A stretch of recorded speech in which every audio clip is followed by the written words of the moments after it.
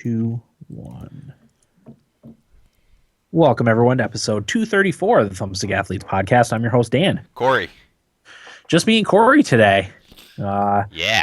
Eric's in, it's go time for Eric for wedding stuff, so he may not even be back before his wedding at the beginning of February, so we're not sure.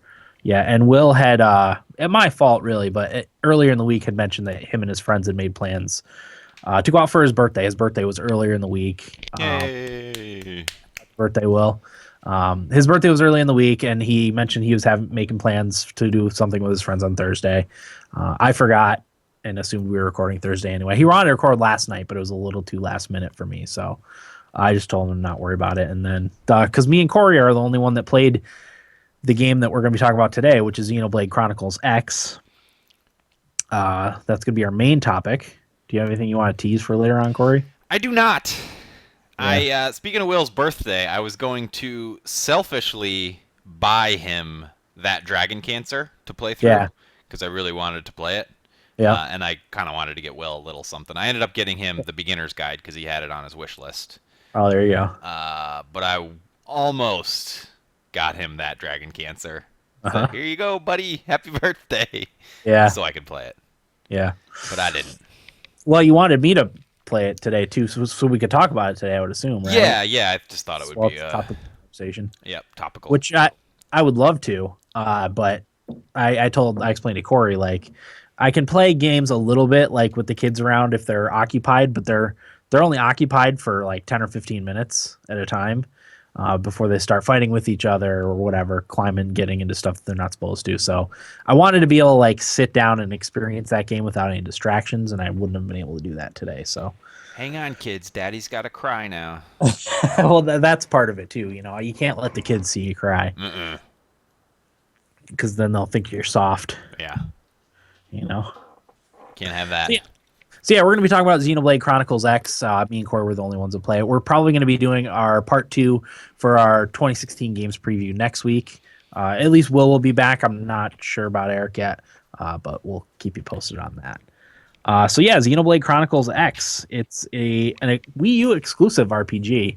And both the Wii and the Wii U have really some very unique JRPGs that don't come to any other system. Xenoblade Chronicles being one of them for the Wii, which is one of the neat things about the system. I have like 3 or 4 weird JRPGs on my Amazon wish list that came out for the Wii that I would like to get to at some point. That I totally forgot about it, and you just made me think of it. That Pandora's Tower game, right? Pandora's Tower is one of them. The Last Story is one of them.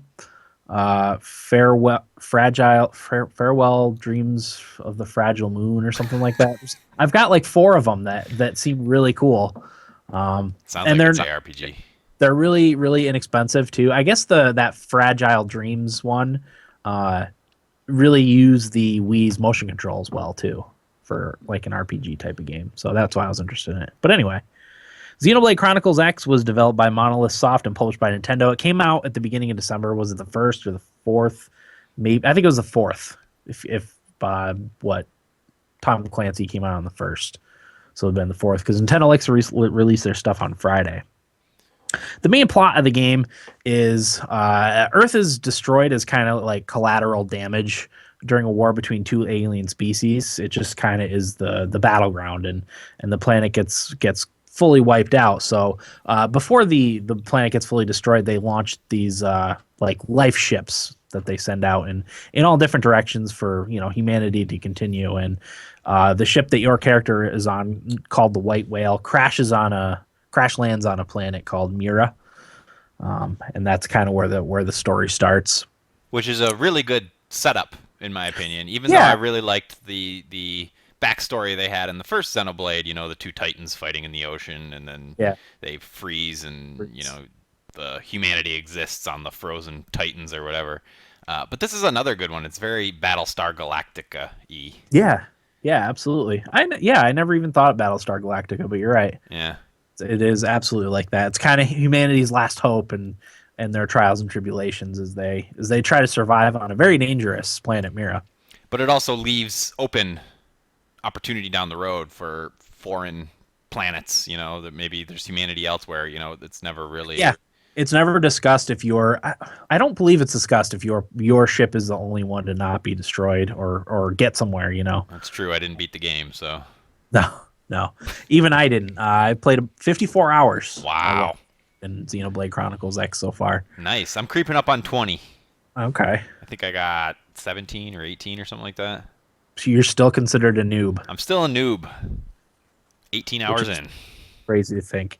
Well, let's start with we'll talk about the combat first, because you're introduced to combat very early. After your character wakes up in like a pod. After you can create your own character in this. That's one of the differences between X and then the original Xenoblade Chronicles, where you play Shulk. Create your own character, male, female.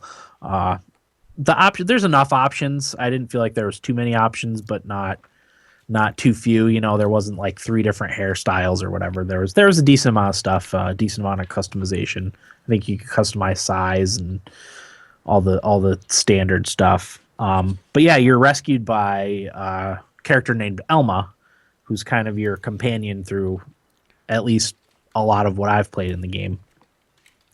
And she wants to take you back to the city, which is New Los Angeles. That's the city, I guess what they end up calling it after the ship crash lands, the White Whale.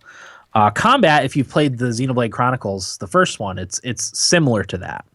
But in this one, you have your choice between ranged and melee weapons. Every character equips both of them.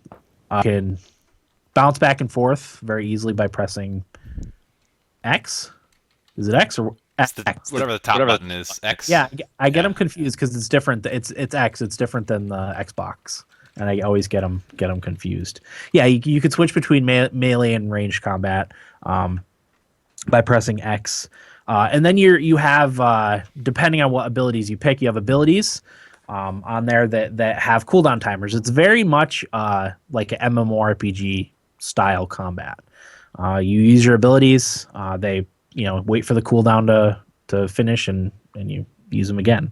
It does go a little bit deeper than that too, though, and I don't know if there are any MMORPGs that do this, but one thing that really stands out and makes the combat a little more, you're invested a little bit more and you're paying attention more, is that there's 2 levels of cooldown. Mm-hmm. So if you let your ability cool down the second time over, then it has a different effect than it does the first time over. And that plays a lot into combat because you're constantly timing when you're using your arts, and you need to make that decision. Is it best to use this now or best to let it sit for another cooldown and then use it? Yep. And on top of that, there's a thing called soul voices, and what it does is your character or another character in the party will call out a command like, for example, if you topple something, one of your characters will shout, "It's down, hit it," and that'll be your cue, I guess, to use a melee ability. And when you use that melee ability, you'll do extra damage. You'll get higher critical, or you'll heal that way too. And they're all color coded. Like the melee attacks are the brownish color. Ranged attacks are yellow. Blue is like auras, like healing auras, or an aura to boost crit damage, or what have you. The standard, I guess, MMORPG like stuff. Green is like healing or buffs, that sort of thing. Purple. Which one's purple? I don't remember. Is that specific? That might be specific to like appendage damage. Yeah, I mean, aren't they as simple as like move in for melee damage, and then you just switch to melee and move in, and that activates the soul voice. There's a visual cue also on the screen, which is helpful. It'll pop up like which character is saying what thing, and it'll be the color of the attack that you're supposed to use. And then also there's another visual cue on the little bar on the bottom where all your abilities are, because you move the thumb pad left or right to select that, and it'll be highlighted and like pulsing which ones you're supposed to use. It's all very well. I think it's very well laid out. I think the combat would definitely be easier if you played the first one, because it is similar to that, which is nice. Yeah, and I would make a compelling argument that the battle system in this game is one of the best in JRPGs, in my opinion. I thoroughly enjoy it. It's a great mix of action and strategy that goes into it. Even the like boring battles when you're just like grinding stuff, it's still like fun. Yeah. To see what kind of combos your characters can do, and try different different things. You know, even 54 hours in, I'm still trying different party members. I'm trying to level up my lower characters that I haven't used that much, but it's neat how all that sort of stuff works together. And even it's for so many different layers in a combat system, it's still like perfectly, the difficulty curve is perfectly on point in my opinion. I don't know if you remember the first fight with the ganglion. Yeah. That fight I had to try about, I think I tried 5 or 6 times because I kept dying, and it gives you the option to lower the difficulty. But I was having so much fun doing it. I'm like, I don't care. I'll just keep trying till I beat her. And it was supposed to be a difficult fight. You know, I was happy that I didn't Fallout 4 through it and die maybe once, except for my own stupidity. I was but fairly over leveled at that point, so I didn't have much trouble with it because of my desire to do side stuff. I think even still, I'm only on story mission like 6. Oh, that's where I am. And I never saw how many. I don't know how many there is overall, but like I just got my maybe 6. I got my Skell. Oh, okay. I'm not there yet. Did you get the license missions? Because you get a bunch of missions. I think it's after mission 6. Not that I recall. Does the Skell acquiring happen through a side quest? Kinda, yeah. Maybe I just didn't catch it yet. I think you might have. It might be like available to you now because you got to talk to the guy in the top. Which guy? The big Vandam, I think his name is. The big guy in the tank top. The commander, yeah. Yeah. He's the one that gives the quest. But yeah, there's also classes in this game, which is also cool. There's 3 like standard main classes, and they all have different things that they do. I think one is more powerful melee, one's more powerful ranged, and there's one balanced one that uses a lot of auras and support abilities. But then they splinter off into, I think overall there's what is it 8? There's 3, and then 2 off of those, and then 2 off of those. So 3 times 3 times 3. Yeah, there's quite a few different classes that all have different positives and negatives, and it explains to you what those are, and you can move back and forth as much as you want in between them. So if you want to go back and get some abilities that you missed in a different one, you can get those and unlock those and level all those abilities up. It gets pretty complex. I'm still trying to do the math in my head. I think 3 times 2 is 6 times 2 is 12. Well, there's 3 standard ones, and then there's 2 off of each of the 3 standard ones. Yes. And then there's leveled up versions of those, and then I think there's 2 more levels after that. Like, there's a lot. Okay. A lot of different classes that you can be. I went with the one that said for professionals only. Oh, did you? They at the bottom. I started with the Enforcer. Yeah. And right now my guy uses beam weapons. Oh, nice. It's supposed to be a character that like supports from afar, I guess. Right. You're not supposed to wade into the thick of the combat. But I find myself doing that a lot. Yeah. Because it's fun. Yeah, those your cooldowns will refresh, and then the soul voice will be calling for a certain attack, and then I'll just wade in and fire off a slit edge. I think is the one for the attack from the side or something like that. I can't remember the name of the art. Yeah, one of the things I wanted about the game was I like the like kind of standard, I guess, MMORPG combat, but with like guns and ranged weapons and stuff other than like bows. So I the whole time I wanted to have like a gun, so I went with a sniper rifle type of the character that uses the sniper rifle, and my melee weapon is like a tall pole arm, like a lance or something. But I'm the same way. Like I was like, oh, I'm probably mostly just gonna stand back and shoot stuff from as far away as I can be. But I'm the same way. Like someone calls out for the melee soul voice, and you just rush right in and duty calls, man. Start in a way, yeah. And you get heals and stuff from that too. So even if you do take a little damage from being too close to combat, that heals you. Right, which in the battle I was talking about before was crucial. If I missed one of those, I died. I lost the battle, so I had to constantly hit those. Yeah. But it's a lot of the class I am is a lot of giving my allies. I have an ability called Repair, which heals them. Some armor buffs, all that kind of stuff. Yeah. And then I have one that's a beam weapon damage that damages any enemy in front of me. Oh, really? It can kind of be a pain because if you're fighting a guy and there's guys behind him Ads, yeah. Yeah, they'll add into the fray, and that can cause all sorts of issues. But it does a ton of damage. Oh, okay. And even the arts themselves have bonus activations on them. So this beam art I'm talking about now, if I also have an aura on my character, which is just another word for a buff, then it will do extra damage. Yeah. So it's another one of those, like, okay, I got to make sure I have an aura on me so I don't waste this beam attack because it does so much more damage when I have an aura. Yeah. But sometimes it's not always that easy to have an aura on you. You really have to read the fine print on all the abilities so you can know exactly what they do. It's definitely like a min-maxers type of game. Yeah. There's a lot of benefits you can eke out if you read all that stuff. You can probably leave it alone. Sure. Well, like you, I was going to say, like you could just over level a little bit. Yeah. And have an easier time with everything and not have to worry about the nuances of all the arts and classes and all that stuff. Yeah, I'm definitely a little bit over leveled for the stuff that I'm doing, but that's because I've been spending so much time doing side missions and stuff, which we'll get into later.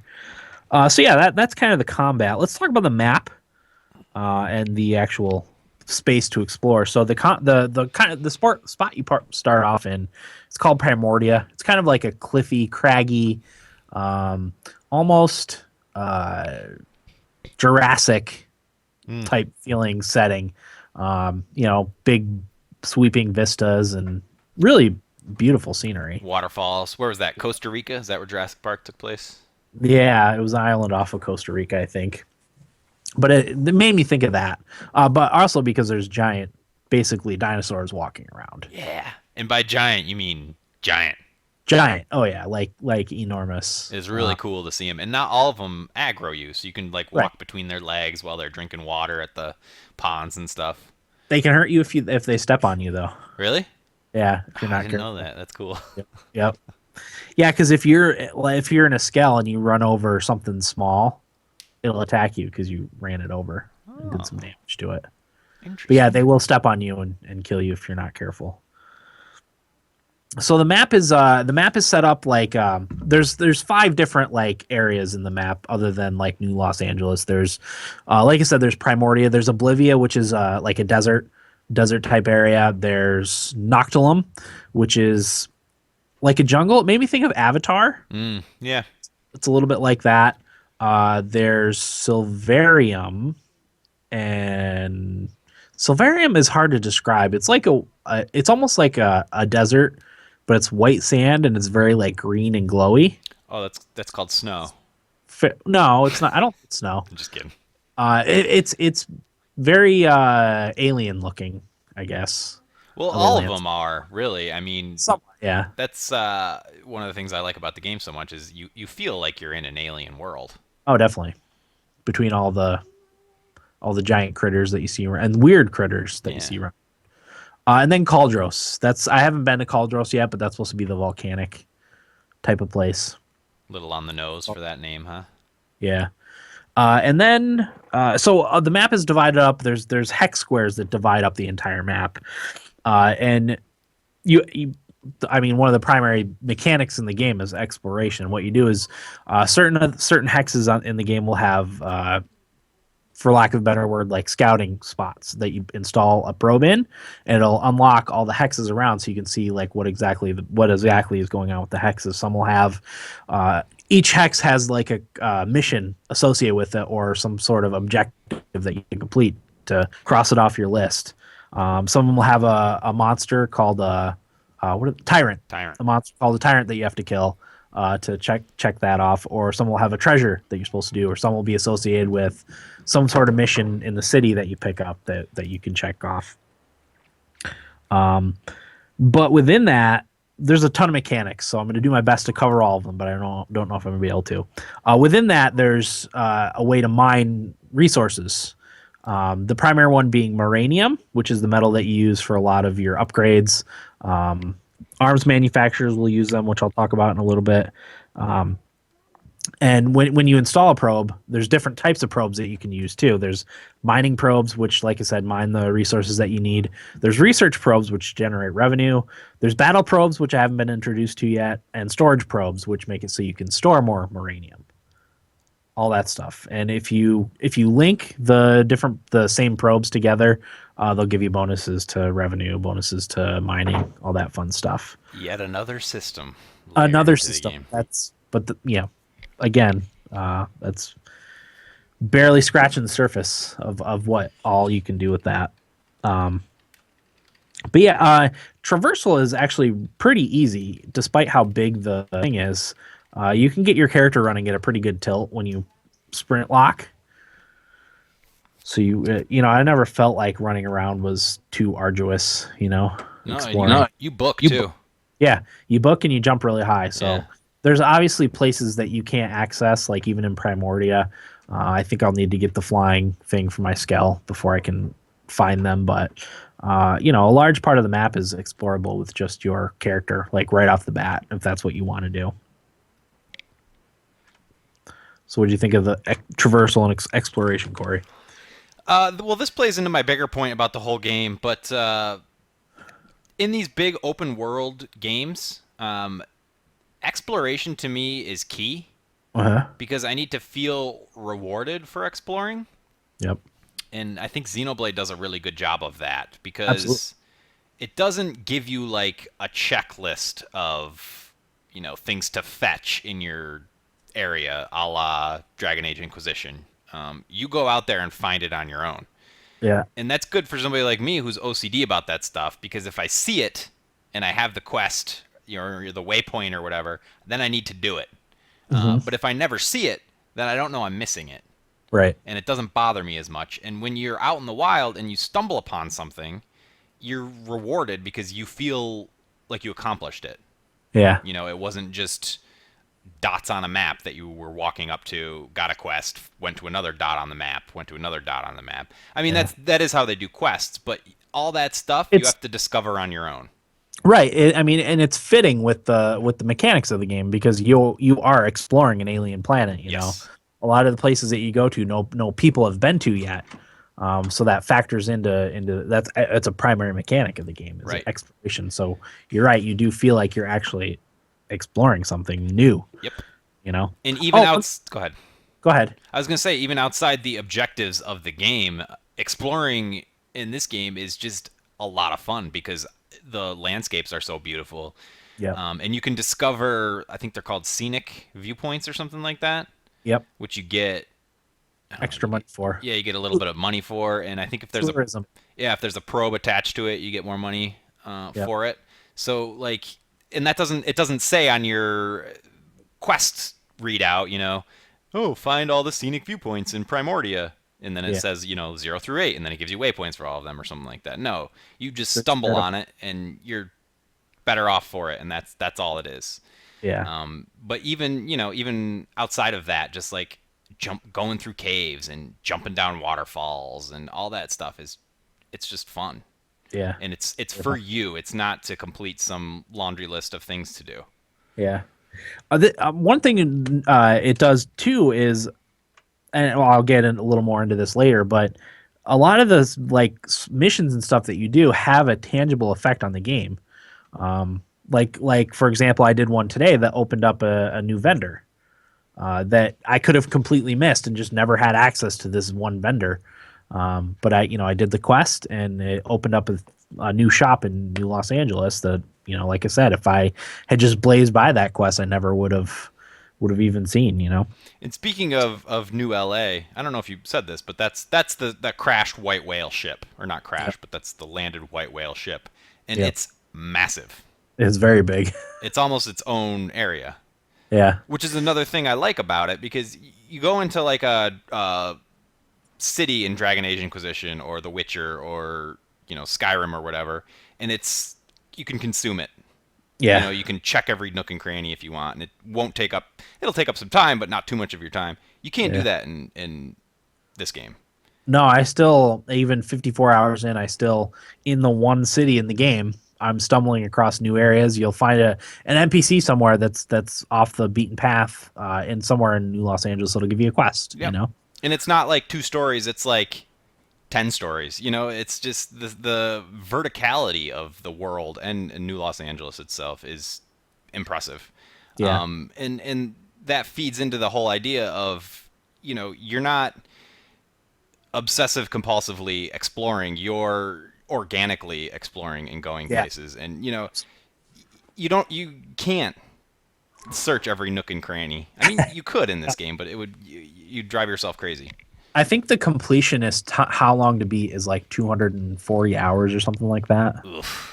But I think you would have to do a lot of grinding probably to get that, because there's a lot of the weapons that you like make yourself require very rare resources that you probably have to do camping and stuff for. Mm-hmm.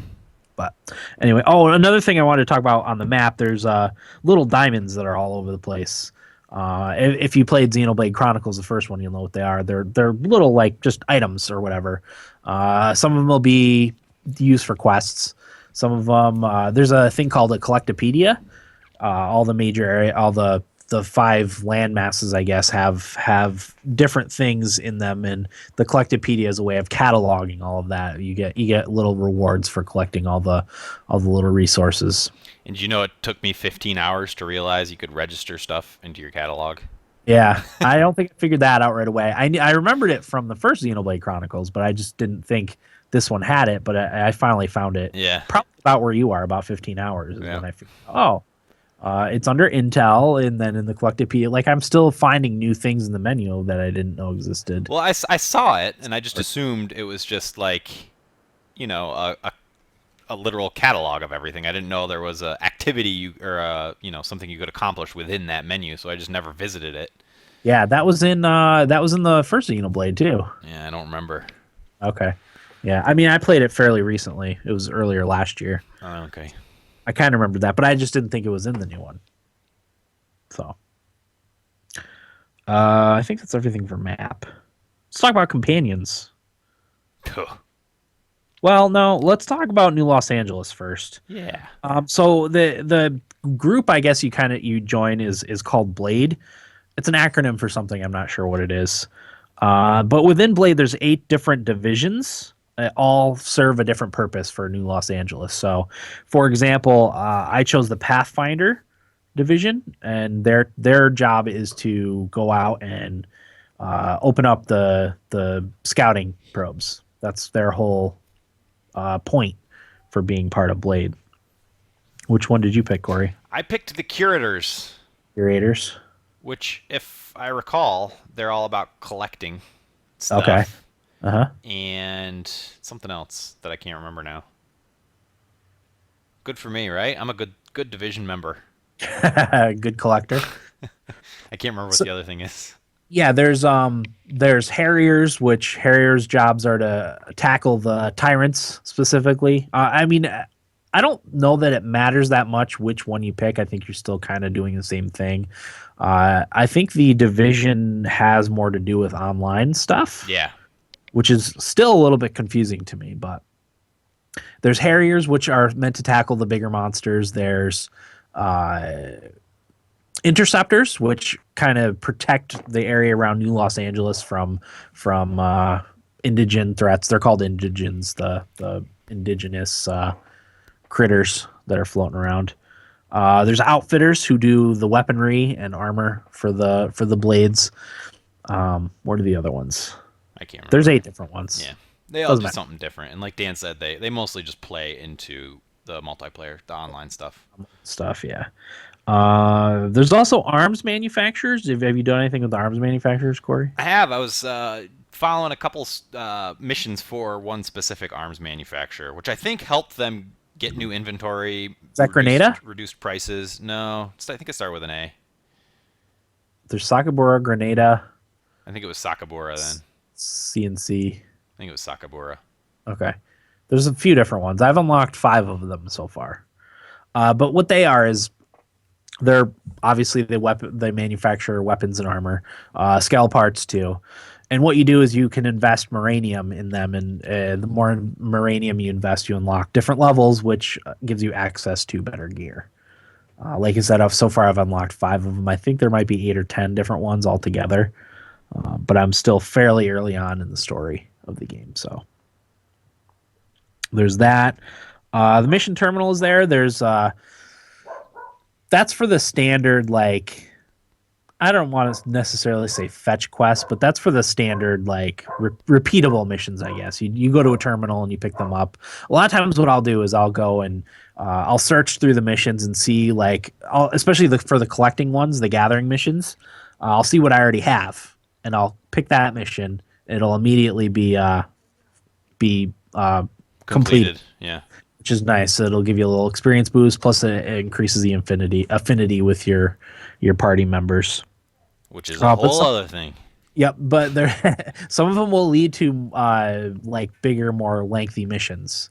There's one I'm waiting for an affinity mission that I'm waiting for to pop up. It has something to do with a wedding. I'm not really sure, but some of those will lead to more important quest lines and aren't just your standard fetch quests, if you will.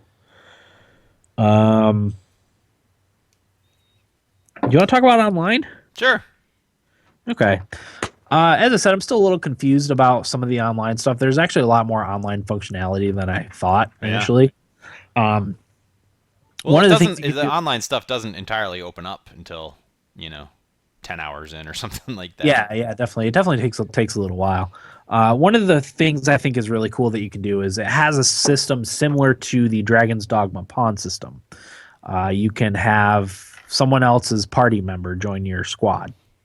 Or someone else's main character. You can put your character, like I put my character out so someone can download it. And what's cool about that is that people's characters are just randomly out there. Yeah, they're peppered out throughout the world too. There's a few in your actual barracks that you can recruit into your party, but like if you happen to go out on a mission and only brought 3 people with you, you can just hire this person that's just hanging out, chilling. For whatever reason. Yeah, and you're right. They're peppered throughout the game world, which is kind of cool. They'll be like looking through binoculars at like a distant vista, hanging out outside a cave, what have you. Which is, and then you get rewards if someone ends up using your person. I only ended up getting rewards one time, I think, for someone using my character. It's not as in depth as the Dragon's Dogma pawn system, but it's similar and it works. There's also, like I said, the divisions thing is more for online, and this is just my understanding of it. I think it seems like there's some sort of competition between the different online Blades units. Yeah. I know mine's usually last or next to last. And it's all like there'll be worldwide, global like missions that you have to accomplish as, a bunch of random players. And if you complete those as a team, it gives you points. Something along those lines. Yeah, and I still haven't quite figured it all out. But go ahead, Corey. If you're achieving your division's objectives, I think you're constantly earning points for your division. Yeah. But there is, I could be wrong on that, but there is also, like you said, certain specific objectives that I think that pop up at the bottom of your screen on the bottom right is what needs to be accomplished. That'll tell you to collect certain resources. It'll tell you to kill certain bad guys. Yeah. And that will go towards your division score. Yep. And if your division happens to do well, you get a reward. Which is an item that you can sell for a good amount of currency, which my division is usually second or third. Okay. So I always get the reward tickets and use those to get an item that gives me 10,000 currency. That's a regular division reward. The reward tickets are used to buy rare resources. Oh, right. Okay. I got you. Yep. A lot of times I'll buy items to complete quests for that too. Yes, because there are some that are hard to find out in the wild. Yeah. Unless you want to do a lot of grinding. Right. Which I do a little bit of grinding, but not sure. But yeah, I mean, there's also apparently a way you can group up for missions. Mm-hmm. I have not done that yet, and I haven't quite figured out how it all works. Well, every time I check the active mission screen, there's never anybody recruiting.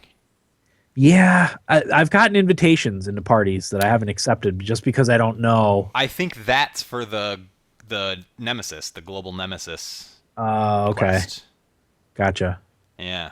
gotten a couple invites into like a group mission or whatever. Yep, I actually got invited to one and accepted it, Uh-huh. and nothing ever happened. It said Oh, really? I got like a message that said like you can't join this now or something like that. I don't know. But the level requirement was 1 to 60, so I don't know how that all plays out. Do you go into an area with a bunch of other random people and they give you a specific level and upscale you or downscale you to that level? I don't know. I'd be interested to see like an in-depth analysis and breakdown of how all those systems work. Well, Because I haven't figured this out. I thought about researching it, but part of the fun of the game is figuring that stuff out on your own. Yeah, absolutely. Because I'm sure at some point I will stumble onto it. Like I said, usually when I'm playing, I don't have a large chunk of time set aside to just play Xenoblade. Mm-hmm. It's kind of my play when I can game and complete a mission or objective when I can. So when I have like a chunk of time, I'll usually play something else. But Yeah. I think it's also perfect for that. But it's also, I mean, me and Corey both, it won our thummies for best rainy day game because I also think it's perfect for that. Yes, sir. So yeah, let's talk about companions a little bit.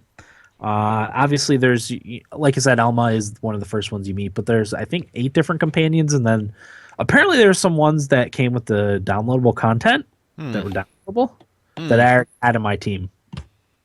I didn't have any on my team. Well, I mean, not to start, but you can recruit them. Oh, okay. Doing side missions. Lao, is that one of them? Lao is one of them. HB is one of them. I have both those guys. Bose. I don't have that character. Bose. No, Bose. don't have that one. Yeah, there are apparently extra characters that come through DLC. Okay. Did you download the packs? The extra packs for Xenoblade? I don't know if I did. Should I? Where do I do that?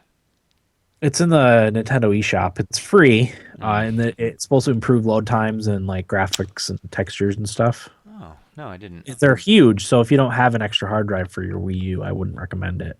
I don't have anything on my Wii U though. It's 10 gigabytes worth of data. How big is a Wii U hard drive? I think yours is 32 gigabytes. So Might as have long as you room. don't have anything downloaded on it. I don't really. I can just delete everything. I don't really care. Yeah. Yeah. So yeah, you have a bunch of different companions you can choose from. They all have a different class. They fit together differently into a party.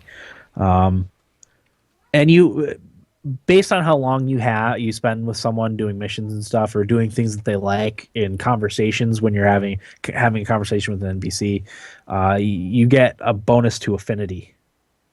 Still not quite sure how affinity all plays out, but well, the missions have affinity requirements. Some of them. Yeah, some of them have affinity requirements. Yeah, that might be like a completionist thing, but I'm almost positive it has some sort of effect in combat too. I think if you have higher affinity with someone, you might get like bonuses when you do combos together. Because when I bring in a new party member, even if they have like comparable gear and stuff, they always end up dying a lot faster than because I've had Alma with me pretty much my entire time, and she never dies. So leveling up their battle arts. Yeah, I don't know. Yeah, of course. Yeah. But I don't know. That's interesting. Yeah, there's affinity missions that have certain requirements. So like I did one today. It was for Gwyn, Gwyn. Mm-hmm. We had to find his cat. So I had to have Alma and Lynn in my party. And I had to be level like 17, I think, and it'll list all the requirements on there, and they're just littered throughout New LA. It's another thing, like if you don't explore New LA, you might miss a lot of that stuff, because they'll just randomly be there, and don't show up on the Wii U gamepad map. No, they're sneaky. Yeah, you've got to look on the mini map on there, but you also have to the mini map only shows a certain radius, so you've got to actually go to these places to see if they're there. But yeah, those are good for raising your affinity for your characters. There's also heart to hearts, which are like a conversation you'll have with a party member that boosts your affinity too, which is cool. The affinity missions are some of my favorite too, because it's the little more little bit different quest. Like you said, you rescued the cat. Yeah. It can be silly stuff like that. And also that there's a lot of really good writing in the game. And I can't speak to the Japanese version of the game, but I feel like the localization for this game was extremely well done. Oh yeah, definitely. Because there are so many like tired RPG tropes, but they Yeah. do a really good job of writing around them or voice acting around them. Hmm. And the only thing that comes from is just good localization, you know? Yeah. I think that's why it took so long for it to come out. Yeah. And the game's been done for a while. It came out in Japan like early last year, I think. But they took that much time to localize everything and like you said, do it well. Yeah. So that's good. Uh let's see. I mean, I guess I can talk about the scale a little bit. Go for it. Don't spoil anything for me. I'm not gonna spoil anything. So apparently if you like kind of run through the story, you can get there at like 25 hours. It took me till about 45 hours when I got my Skell, which Skell is the mechs that are in Xenoblade Chronicles X. Uh, it's a hard game to run through the story in because like we talked about with the affinity missions, the main story missions have requirements. Like one of them you have to I think you have to explore like 30% of Oblivia. So that's not something you can do in an hour or two. You know, that takes some time to complete that objective to unlock the story mission. So there's no like running through the main story in this game like you could in like say an Assassin's Creed or whatever. You know, a game that you can run through the story in. And you don't want to. It's like it's No, enjoyable to explore. It's like going to a museum and just trying to go through it as fast as you can. yeah, It's what's yeah, the no, point, you know? totally. I mean, I've just thoroughly enjoyed my time with Xenoblade Chronicles X, and you know, I've spent 54 hours, and I'm still like kind of in the beginning of the story. You know, that's saying something. Even though I do like my long RPGs, this one may end up being the longest that I've played in a long time. So, Ever, maybe? I mean, as far as like stuff, you know, amount of time I've gonna spend with it before I beat it, probably. Yeah. Because like I think of a game like Morrowind, that I probably spent 1,000 hours playing back in the day, but the first time I beat it, it might have took me like 40 or 50 hours, and it was after that that I did all the exploring and all the Yeah. extra stuff. So Mine, I mean, Dragon Age, I think, was the game I put the most time in before I beat, and that was 114, I think, hours. yeah, yeah, Inquisition. So which I don't is know. that's nothing to sneeze at, that's for sure. No, that's true. So yeah, the Skells. Yet another thing, kind of complex.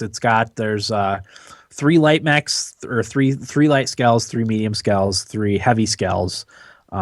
They all have different pluses and minuses. The small Skell you can use to do a lot of your arts attacks because your Skell has fuel in it, and using special attacks and stuff use the Skell fuel. So the heavier ones do heavier damage. They'll use up fuel, so they won't be able to use as many special attacks and stuff, but have more hit points, so they can do more standard, gun damage. A lot of different weapon slots for those. There's your standard melee, standard ranged weapons, and then I think they each have 4 weapons you can equip for the left hand side and 4 weapons you can equip for the right hand side, and those are your abilities. And like when you're not fighting in the Skell. They're the ones that have the colors based on which weapons you equip in which slots. So like I have 4 melee weapons on my Skell currently. So if someone calls out a melee soul voice, I'm set, but like I don't have a purple one for some reason, and they're all factored into there. Once you're in your Skell, is that pretty much Skell from then on, or No. is there a reason to get out of your Skell and fight stuff? I mean, I did some fighting like indoors in some caves it won't fit in because it's too big. I think it's probably a lot Skell, but yeah. Is the use unlimited, or is there like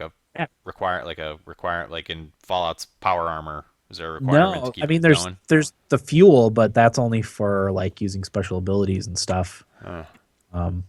Yeah, I mean, I think you can just run around in it. It's got different modes too. Like, it's got a flying mode, which I haven't unlocked yet. The standard mech mode, and then it turns into like a motorcycle almost for sprinting, basically, for going fast, which is kind of cool.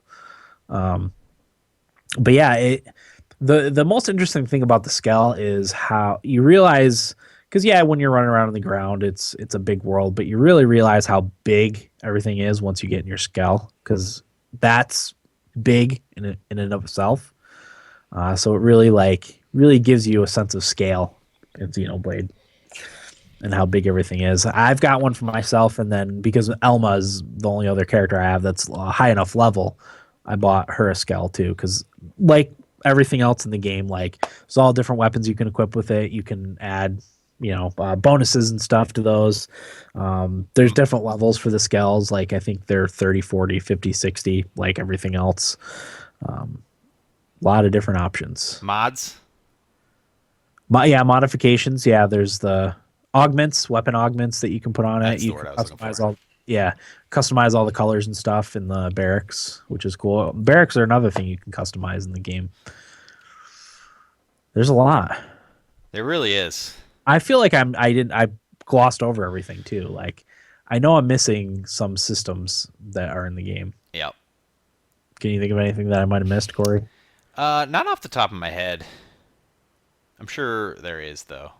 Yeah. There's a lot there, a lot to chew on for an RPG. Yeah. Which is one of the things I really like about it.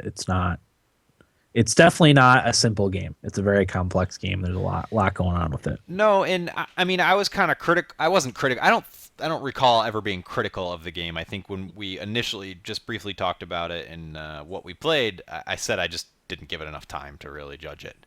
Yeah. But I always have sort of a negative reaction to games that say like, oh, you just got to play it for like 10 hours before it clicks. And it's like, well, that's not fair to ask that of somebody.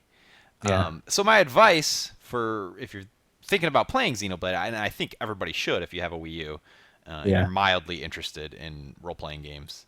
Give it a try. Give it a try. But my advice would be to don't get caught up in everything at the start. Don't try to understand everything at the start. Just do what you enjoy. Whatever you're having fun with in that game, just keep doing it for a little while, and everything else will start to click on its own. Yep. I really think that's the best way to play it. And for me, it was a good 10 or 15 hours before I really felt like I had a grasp on everything. But once you kind of have that moment with things as you figure them out, it's really rewarding. Yeah, it's that shot of dopamine when you finally figure out a system that's been confusing you for a while. Yeah. Like I'll still get that dopamine when I figure out how all the online stuff works. Yep. And you can get away. That's my point, is you can get away with not understanding all that stuff. Yeah. Arguably through the whole game. Yeah, definitely. It lends itself to micromanaging, but you also don't need to do any of that if you don't want to. You can just upgrade your gear, and like we talked about, like I'm over leveled for all the story stuff, so you could just like grind out a few levels and just be over leveled for everything you go into, and have an easier time with the combat.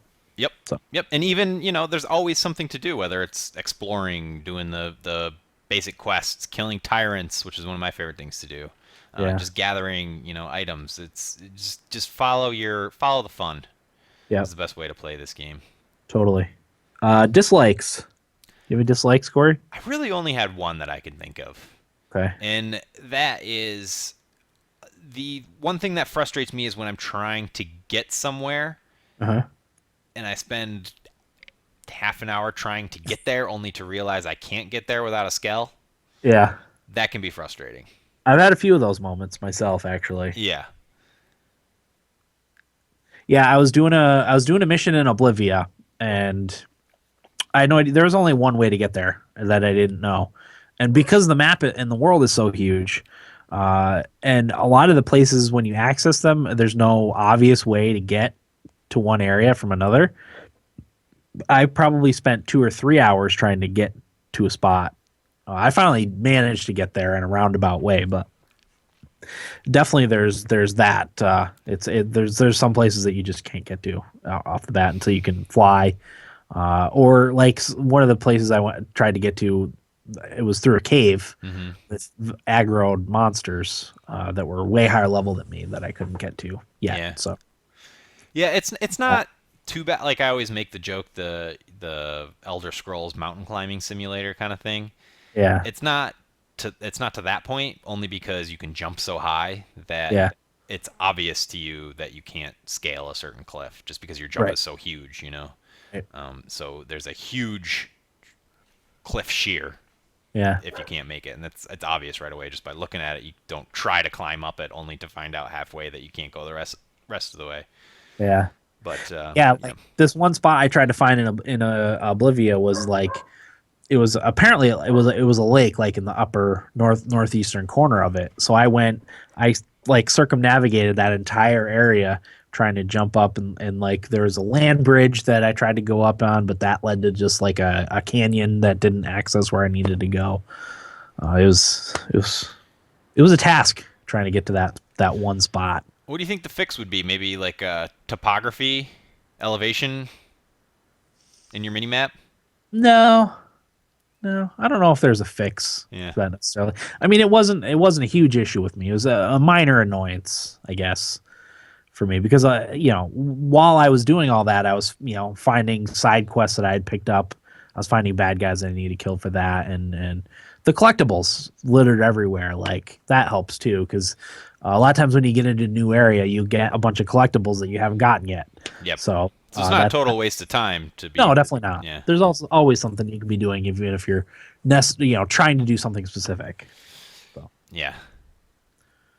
Speaking of the map, though, I forgot to mention that I think it's a rare case of a worthwhile use of the gamepad oh on yeah, the Wii U because it's so much easier to tap a segment on the gamepad than it would be to scroll through all the thousands of segments to go where you want to fast travel. that would be a nightmare. Yeah. That's I mean the Wii U's only system I think that this game would work on. Maybe the 3DS because it has the touchscreen on the bottom of it, but I think it's too big of a game to go on the 3DS. But yeah, you're absolutely right. Definitely a prominent feature because I also tried playing that on the gamepad. Did you try? It doesn't work out too well on the gamepad, which is one of my problems with Xenoblade Chronicles on the 3DS. Yeah. It really needs to be on a big screen to experience everything, and part of it is the writing is really small. You literally can't read the font. Yeah. If you're playing on gamepad only, it's too small. You can't read it. I even have to like sit kind of close to my TV Right. to read like on the screen. And If you your have TV and sit far away, you won't be able to read it either. Yep. I sit on the corner of my couch, which is closest to the TV, and pan it towards me. Yeah. That's how I play. And also, if you're playing on the gamepad, the screen isn't great on the gamepad, so you're missing out on a lot of the beauty of the game if you do that. Absolutely. So, not overly gamepad friendly, but I do like how they use it as a companion to the main screen. Yeah. Totally. Any other dislikes? No. I've got a couple minor ones. The first one, it's a game. One of my annoyances with a lot of games, it's that it runs. It's 30 frames per second, locked at 30 frames, or capped at 30 frames. It's just a visual annoyance. It's not a gameplay annoyance because the gameplay isn't really reliant on a smooth frame rate, which is good because it's very MMORPG like. It just looks kind of annoying when you're scrolling the camera around really fast. And I see the stutter like you wouldn't believe, and it annoys me a little bit. Yeah, I don't know. You're right. Like I'm not gonna sit here and tell you I can't tell a difference because you can. It's obvious, but it just doesn't bother me. I don't know. Yeah. It really doesn't. See, it's in game like shooters and like action games. Like I'll use Final Fantasy Type O is a very action-y game, and it almost makes 30 frames per second, and that almost makes it unplayable for me because it just feels so like sluggish, you know. Whereas in this game, like it's not. It's a little bit actiony, but it's not actiony like Final Fantasy Type O, you know. Right. It's just a visual annoyance in Xenoblade Chronicles X. So I can deal with it. It's fine. And then my other dislike, I think Tatsu is a little bit annoying and obnoxious. You didn't think it was funny that everyone wanted to eat him? I mean, yeah, but that wears thin after a little while. Okay. Like, okay, Tatsu. I mean, it's a very Japanese thing. Yeah. And there's a couple other there's another race of aliens. I don't know if you've met them yet, but they have Alvin and the chipmunk like voices, and it's fairly annoying. Don't think I have met them. Yeah, that's a little bit obnoxious too. But other than that, like I really love Xenoblade Chronicles X. If I had had more time with it before the Thummies, I probably would have had it higher. Yeah. My game of the year list. It might have even been like third. Yeah. That's how much I'm right now. Yep, I was gonna say the same thing. If I had been able and willing to give it more time last year, it probably would have cracked my top 5. Yeah. But alas, that's how our reward system works, you know. That's how it rolls. Yeah. Yep. I think it probably missed out on a few games because I know like the cutoff for a lot of places was like the end of December or the middle of December rather for awards, even the beginning of December. And because it's such a long game and there's no way to like run through it. I think it probably missed out on other gaming publications awards too, you know. Sure. It's just not easily consumable, you know. Yeah. It's a lot easier to sit down and play Undertale in a night than it is to spend the I don't know, what would you say would be the required amount of time to really get a feel for Xenoblade? Man, I don't know. 40 hours maybe? Look up the how long to beat. It's I mean, I think it's I think it's 60. Yeah, I think you're right. But that's just to go through the story. Like I don't know. I don't feel like you would get enough from the game if you just played through the story. You know? Yeah, I'm trying to. Because, like I said, one of the cool things about it is doing side missions like have an actual effect on New Los Angeles. A lot of them. Main story, 61 hours, 49 minutes. 100%, 209 hours. Yeah. I could see that. I'll be easily over 100 hours. I bet you I'll be about 150 hours when I finally finish it. I don't know. I'm not sure what they're considering 100%, but at least it's not collecting shards. You know what I mean? Yeah. I think I don't know because 100% would be like doing all the hexes on the map scouted. I guess. Yeah. I don't know if that would be all.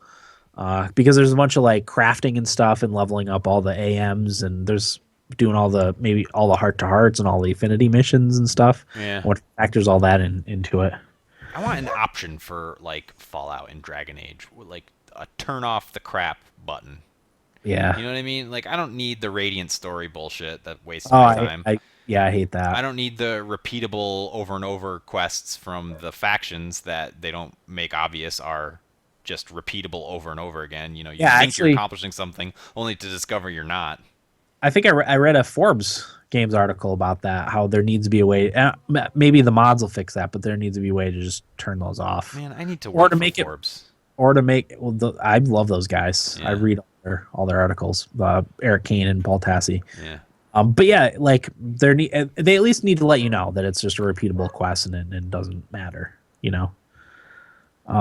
Another one of the things I like about Xenoblade Chronicles X is how New Los Angeles changes as the game progresses. Yeah. When you first get there and get acquainted and stuff, it's very like basic looking. You know, it's metal panels and stuff. But as you play the game and do quests and stuff, I talked earlier about unlocking the extra store. It becomes like lived in, I guess. Mm-hmm. They're starting to pop up signs and there's like advertisements in different places for the arms manufacturers that I've unlocked. And like I said, I opened up a few storefronts. There's very obvious like construction going on in the city. I even did a series of side quests that made a water purification plant out in Primordia. So that's like we're starting to like expand into the outer area outside the city limits, which is also really cool. You feel like you have like a permanent effect on the game world, which is awesome. It's a place you want to be. It's a place you want to spend time in, and that does wonders for a game like this. You know, a huge open world game with 200 plus hours of content. It better be, a place you enjoy and get a lot out of. Yeah. I mean, if I had to guess too, I would never think that I've played it for 54 hours. It's gone by. It feels like 12 or 15. Yep. You know. I can't remember the last time a big role playing game like this had me hooked to the Yeah. point where a lot of the more recent role playing games I play until I get sick of it and stop. But I can't remember the last time I played an RPG like this and didn't get to that point where I'm like, all right, I just got to stop. Yeah. I could play and keep playing and pull an all nighter if I really felt like I could manage the next day. Yeah. It's good stuff. Yeah, it really is. Favorite moment? Do you have any standout moments? Um. Yeah. It's a story spoiler though, and I don't. Well, I'll give mine because it's not really a story spoiler. Okay. One of my favorite moments was I spent a lot of time in Primordia before I explored any of the other Yeah. continents. Uh-huh. But the first time, well, actually, the first time I tried to get to Noctilium, Yeah. Yeah. I ended up jumping off a huge cliff in Primordia and trying to swim up the side of Noctilum. And I probably Uh, swam for 20 minutes, and it was just cliff after cliff. Like I was just skirting the cliffs of Noctilum and couldn't get up there. yeah. No, I've done that a couple different times. Yeah, so that wasn't my favorite moment. Fortunately, Right. you can fast travel out of water, Yeah. which I did. But the second time I actually visited Noctilum was really cool because it was a totally alien world, and like you said, kind of jungly. Yeah. Made me think of Avatar. Yeah, and the music changed over, and I started seeing all this new flora I hadn't seen before. And you get one of the archaeological sites, and you tap it open, and then it like burst into fluttering bees or something like that. I don't know. It's just, and I was thinking to myself, and I actually said in the chat that Xenoblade is all the No Man's Sky that I need. Yeah. That discovering weird alien planets. Yeah. It doesn't need to be random for me. Not that that's not a cool feature, but Right. just something like that is enough for me to just, Yeah. yeah. Yeah. I don't know. It was great. It was really cool. Yeah. I mean, other than story stuff, favorite moment probably the very first time you after you go out into the city, or after go into the city and then go out, and right there is a big lake where a lot of the really giant creatures are dinosaur looking things. And yeah, just walking around that and like looking up and seeing how big it is, and then it like lowered its head into the water and started drinking. Yeah. It's I don't know, I just like, wow, that's a small detail. Yeah. But there was even like you could hear it drinking. And it was just, like I said, a small detail, but I was just like, wow, this is really, really neat. It goes back to your Jurassic Park comparison. Yeah, That definitely. moment where they see the Brachiosaurus or Brontosaurus or whatever. It was a little bit like that, yeah. So yeah, I mean, I can't say enough good things about Xenoblade. At the same time, like, I think it would be a hard game to recommend to everybody. Yeah. Because I mean, you should try it if you know someone that has it. Like Will and Eric should probably try it at some point. But it's caters to a specific taste, kind of. Yeah. Which something I like about it. It's definitely not every man's game. Yeah, and I'm still curious to see if it's going to hold me all the way through. Right. Right now it is, but I don't know if that'll change. Once I stop discovering systems and all that stuff, and exploration maybe becomes tedious. I don't know. Yeah. We will see. Yep. Like I said, 54 hours so far in a snap. But even the characters, I'm so invested in that I just want to hang out with them. Yeah, I mean, a lot of people said the story isn't great. I think it's fine so far. I'm having fun with it. I've liked it. Yeah. To this point. Like I said, I'm either on mission chapter 6. I think I just finished chapter 6. Maybe I'm on chapter 7 now.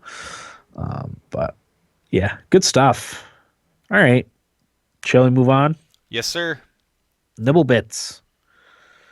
I'll go because I only have one. Go ahead. EA Access is coming to PC via its gaming client Origin. It's going to be $4.99 a month. It's very similar to the Xbox One system. Also, being a subscriber gives you bonuses like 10% off DLC, early access to games that are coming out. I think, is it a week early that you get, maybe? A handful of days, I think. Yeah. 3 days. So, something like that. I saw that there's no yearly subscription, though. No, but I can imagine they'll add it at some point. Is that something you're interested in? Did you see the games they're offering? Yeah, the ones that I would be interested in, I kind of already have. Yeah. But yeah, I mean, ones like Battlefront is going to go on there instead of buying Battlefront for myself. I can subscribe for a month to EA Access and play Battlefront and get bored with it, after 10 hours or whatever. Yeah. Not have to spend 30 or 40 or $50 on it. So that's cool. I mean, it was one of the big factors into my choosing of Xbox One for the Thummy for most valuable console that's now on PC. So, Come on, Dan. Snoop Dogg was not happy with Xbox. Well, Did you see that? I did. Yeah. What were the servers down or something? I don't know. Yeah, Xbox Live was down, and he created a video on Instagram. Okay. Basically, I mean, he said, "Fix your shit," or he's gonna switch to PS4. Okay. Good for Snoop.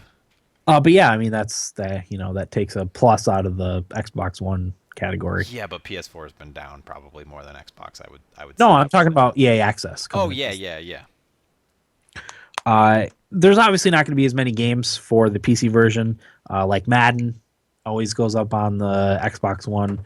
NHL always goes up, but those are not games that come onto PC. FIFA is on PC, so yeah, good stuff. But Dan, Dead Space 1, 2, and 3. I hated Dead Space 1, so I know you did. No interest in playing 2 or 3. What about SimCity? I would like to try SimCity. No, 2014 steamy turd.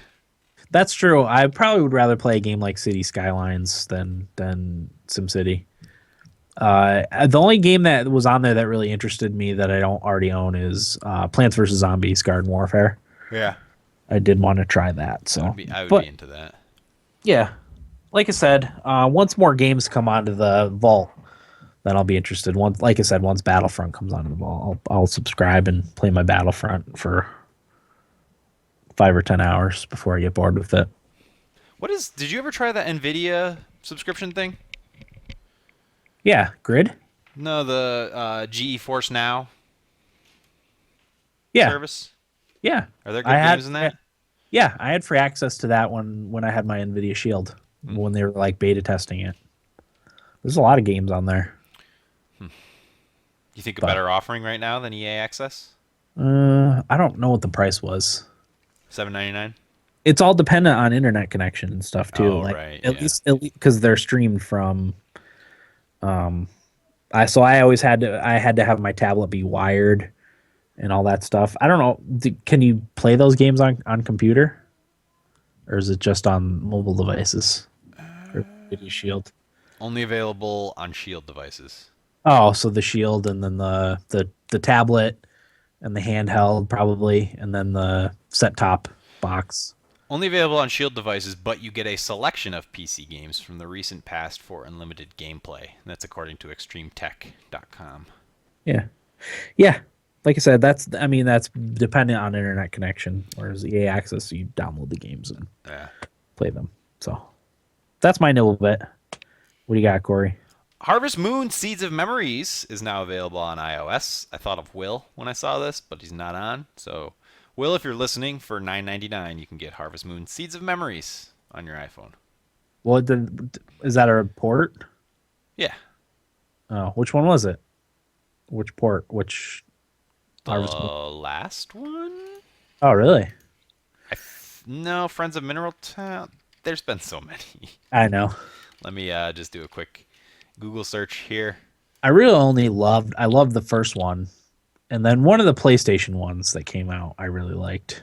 Was it PlayStation or was it GameCube? The Game Boy one was the best. I don't know. I like the first one, the Super Nintendo one. No, wasn't that the Game Boy one? Didn't the Game Boy one come first? I don't think so. It was out on Super Nintendo initially. Well, maybe I'm wrong. Maybe this is iOS. Only? No, it's on the Wii U, but maybe they launched together? Is it on Virtual Console? Seeds of Memories. Release years by system 2016, Microsoft Windows, Wii U, iOS, and Android. Oh. New game. Sorry. The Lost Valley was the last one. Gotcha. Okay. I think. I don't know. This Wikipedia page isn't making any sense. Anyway, not important. More importantly, To the Moon 2 has a name and a target release time. I don't know if you saw the article, Dan. I did. It's called Finding Paradise. Uh-huh. And another one where you explore the memories of... it's actually the character grown up from A Bird Story. Yeah. Sean? I don't remember his name. I haven't played it.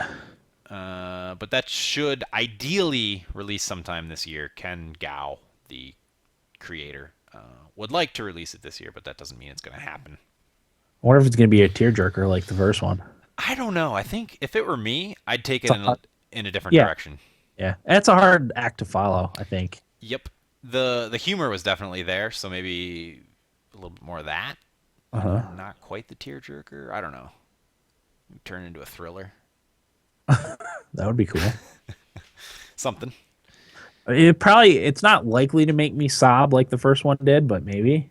Who knows? Like I said, that's a tough act to follow. Yeah. So. Sure is. There was a good thread on Reddit today. What movies destroyed you? Okay. There are some good ones. Well, like I can't what? remember the number one, the most upvoted one, but like Eternal Sunshine of the Spotless Mind. Yeah. Boston. Robin Williams, Matt Damon, Ben Affleck. What's that movie? I just watched it too. Good Will Hunting. Good Will Hunting. Yeah, that was good. That was up there. It's not your fault.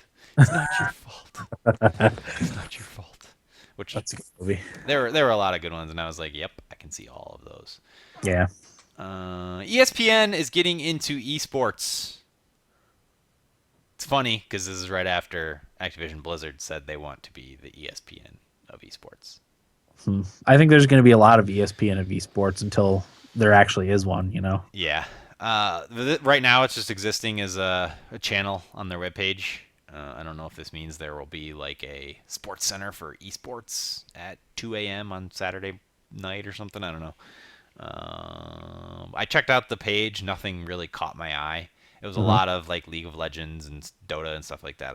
They do cover Hearthstone. I was looking for more of that. None of that jumped out at me. Okay. So I don't know. We'll see. I'd like for them to do, even if it's just like a web series, just like a sports center for esports. Yeah. You know, just like a recap of what happened yesterday in esports. Because that'd be an easy way to keep up on that stuff. You know. Yeah. I wonder if someone already does that. I'm sure someone already does that and does a good job of it. It's just not out there yet, you know. I don't know if there's one that encompasses, you know, all the big ones. I'm sure there's one like, you know, the Dota 2 guy, you know, who covers everything that happened in Dota 2. Yeah. But that guy probably doesn't also cover League of Legends.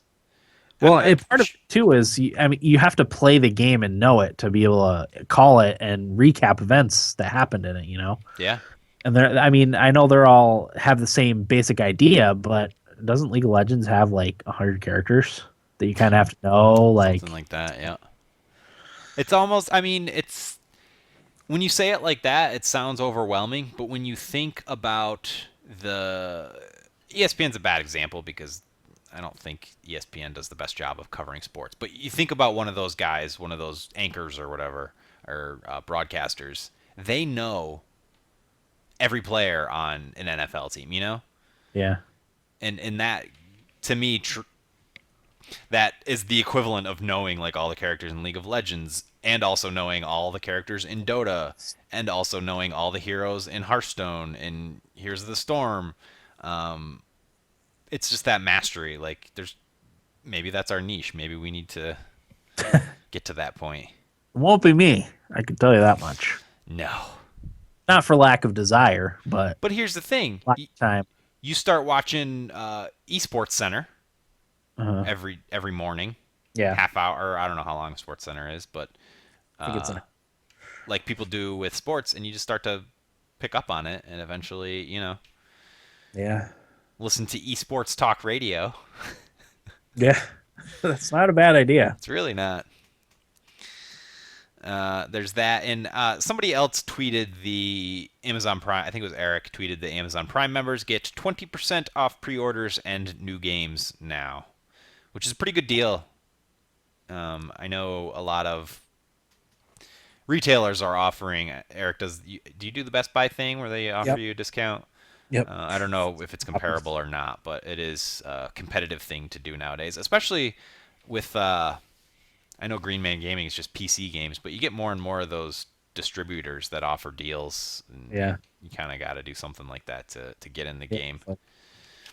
Definitely. Yeah, it's a good thing to have for physical releases, because like you said, I buy pretty much all my PC games anymore from Green Man Gaming and get 20 to 25% off plus no tax, which is also saving you $5 per game. Yeah. So, well, you want a new console game? Why not get 20% off on Amazon and get it delivered on day of release? Definitely. What's wrong with that?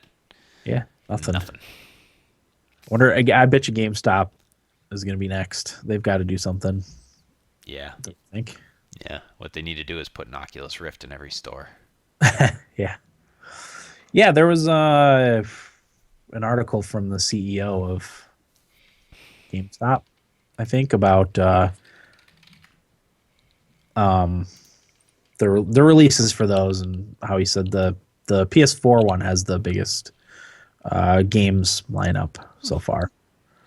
But I think that's also because they're probably going to be selling the PSVR, where I think Oculus Rift is only available via the Oculus store. It's kind of a self-serving prediction. Is it true the Vive's going to be more, like significantly more? I heard that rumor. I haven't any pricing announcements.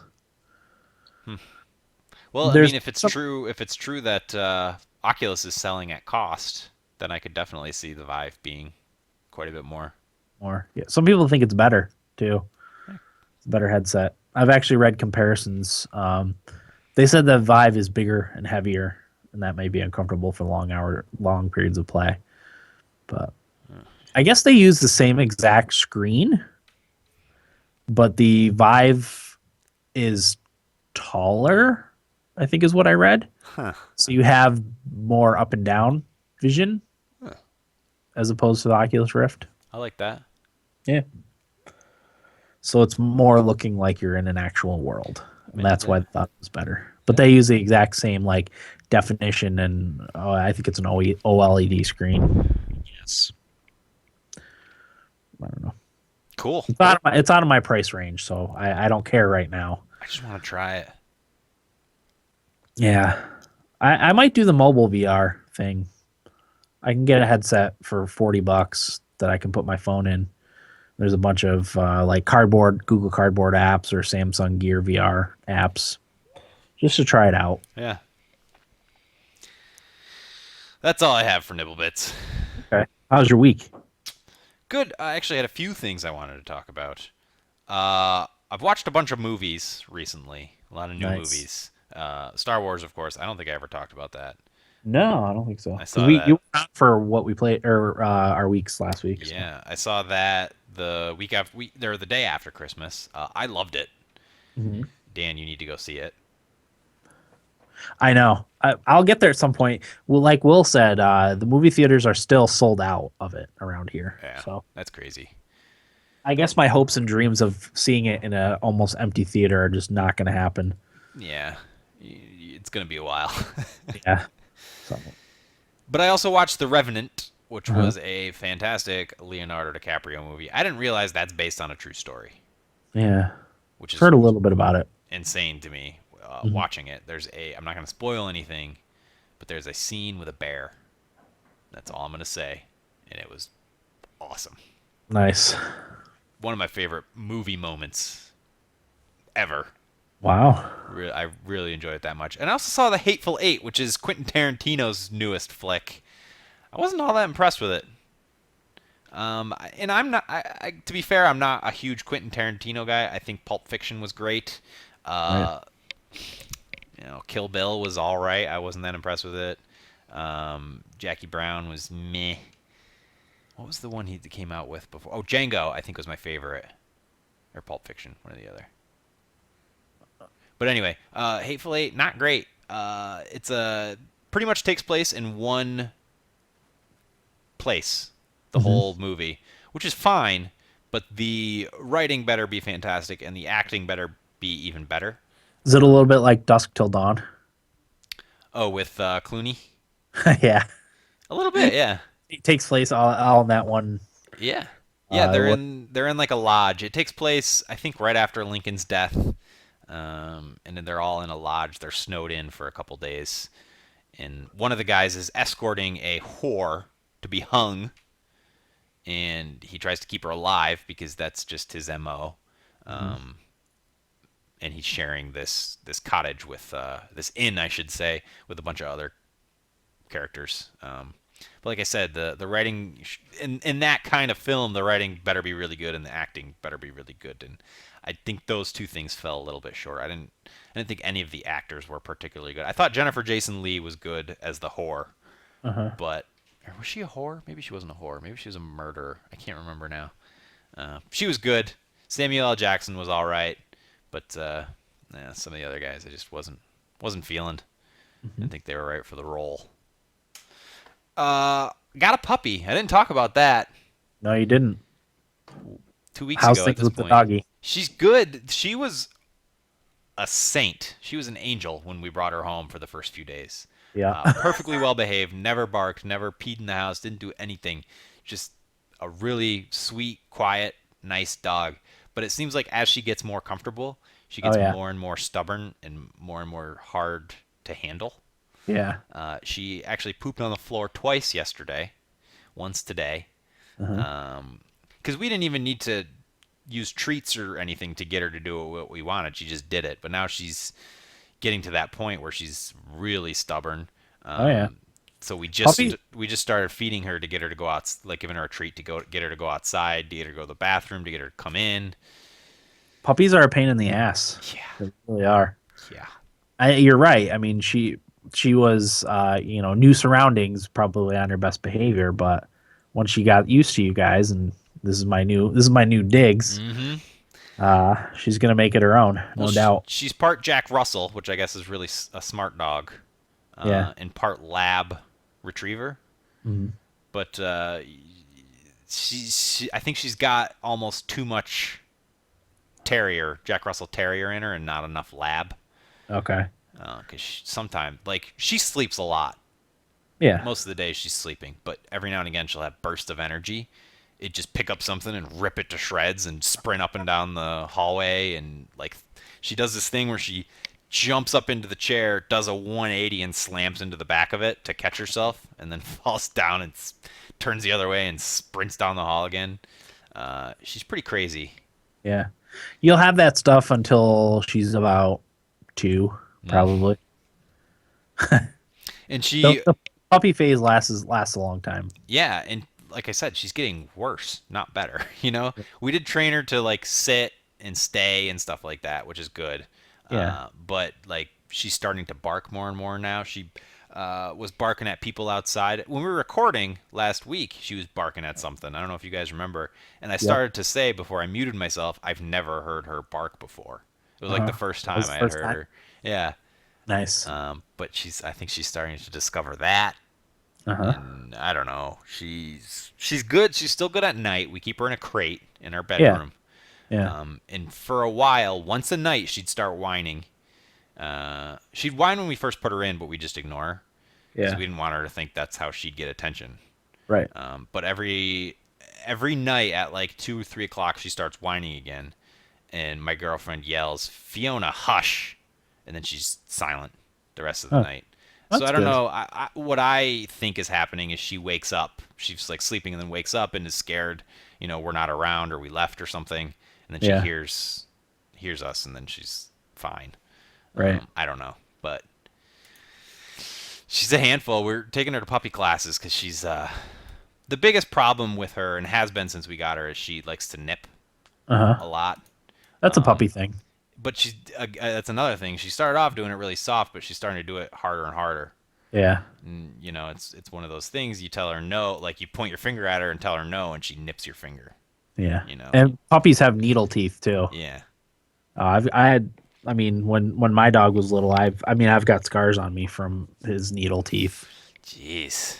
They're a pain. It's a good preparation for kids. I'll say. It really is. Well, I had that. It's funny. I had that moment. I was playing video games or something one night, and the girlfriend was working, so it was just me with the dog, and I kept looking at the time, and I'm like, I really should take her out. I really should take her out. I really should take her out. And I just sort of had this moment where I stood up and I said to myself, well, this is my life now. You know, just like having that responsibility that won't go away. Yeah, it's not like a cat. A cat can, if you feed a cat and change its litter, like a cat's good, Which even that is optional for a good length of time. Right, exactly. But a dog is definitely requires more care and attention. I had him out out for a walk the other day, and she was eating rocks. Yeah. Like big rocks, and I had to open her mouth and take them out. I'm like, what is wrong with you? Yeah. Oh yeah. So, and we never had a dog growing up. No, we didn't. So it's different. You know, I'm seeing all this stuff for the first time that probably people that have dogs are like, oh yeah, oh yeah. Yeah, they'll just eat things and you're like, why? Yeah. Well, I mean, the whole corn cob incident with my dog. Ugh. It sat in his guts for months before it finally got stuck. And it was a $2,500 vet bill. Yep, down the hatch. Yep, and there wasn't even any surgery. They gave him some kind of stuff to do a better X-ray of his intestines, and that swells the intestines to make them easier to look at. And it swelled the intestines enough that it pushed the corn cob through. It's a divine intervention.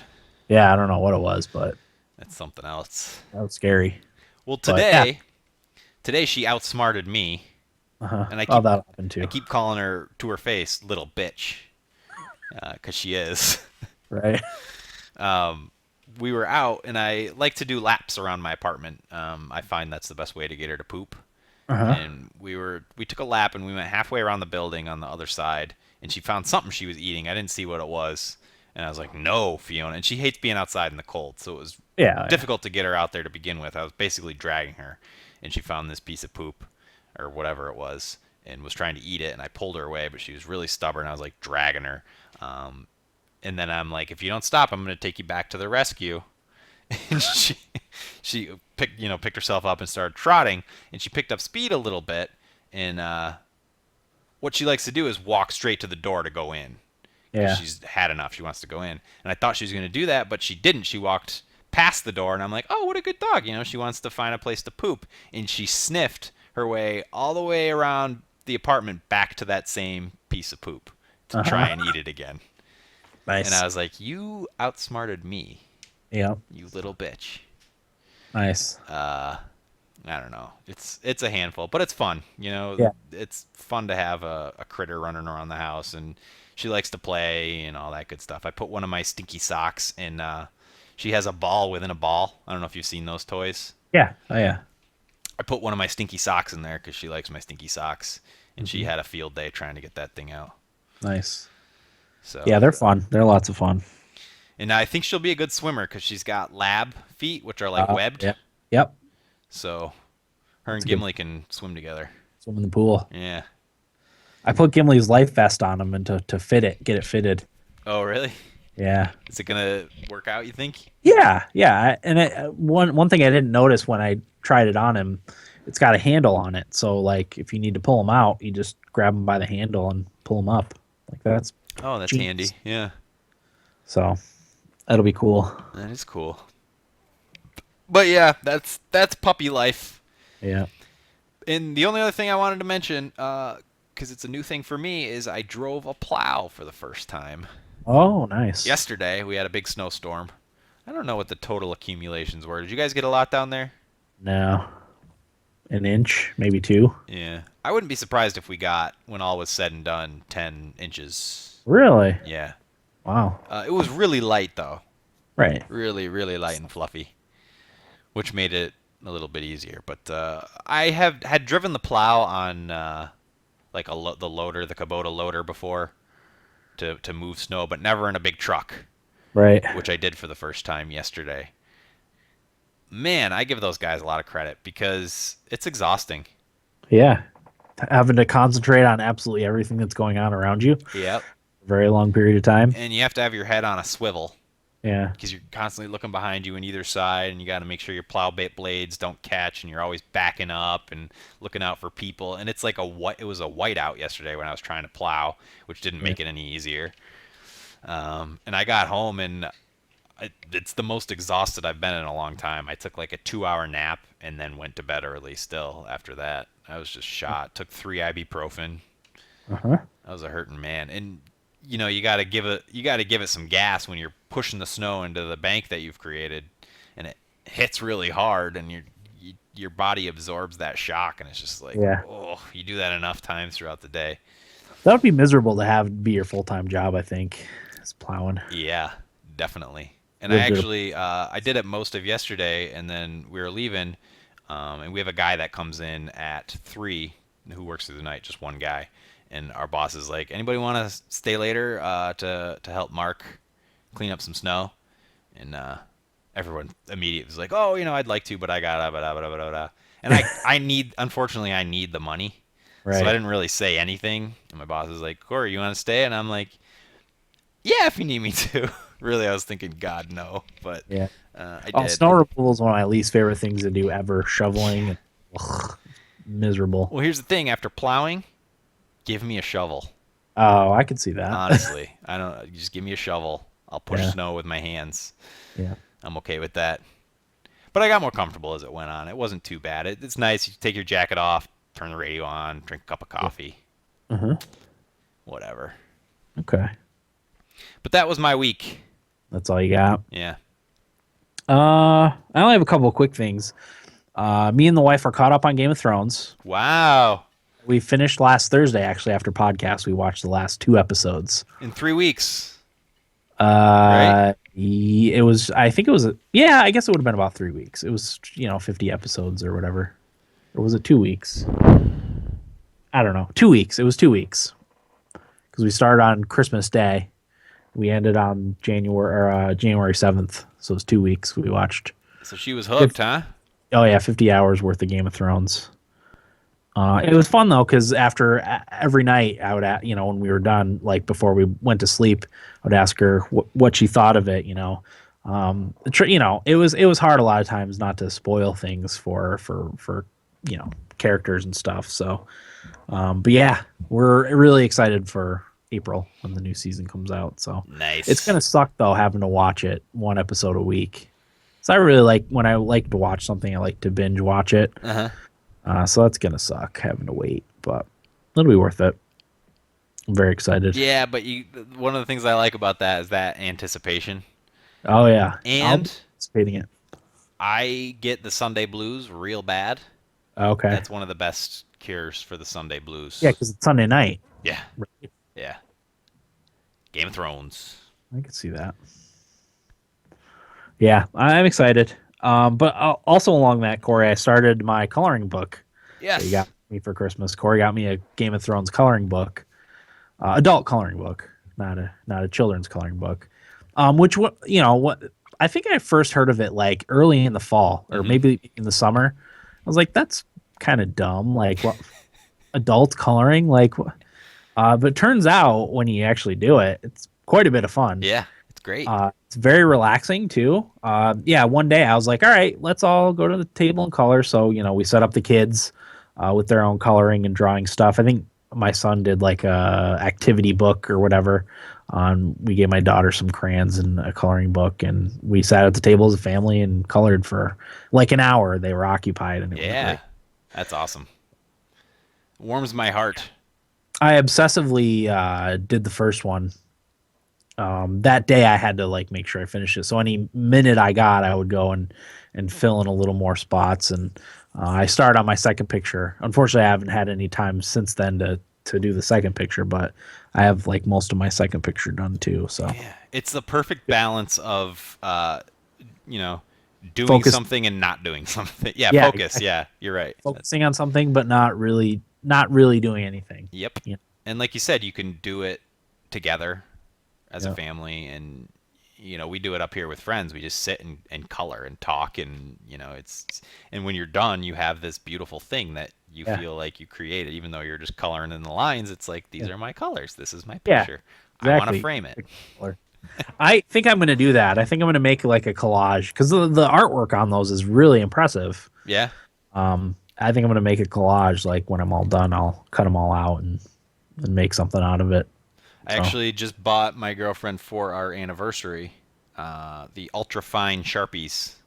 okay, They're like the Sharpies with the metal tips. yeah, Because she's got one of the really really crazy ones. It's like a garden book or something like that, but the lines are so tiny okay, that you need the metal tip.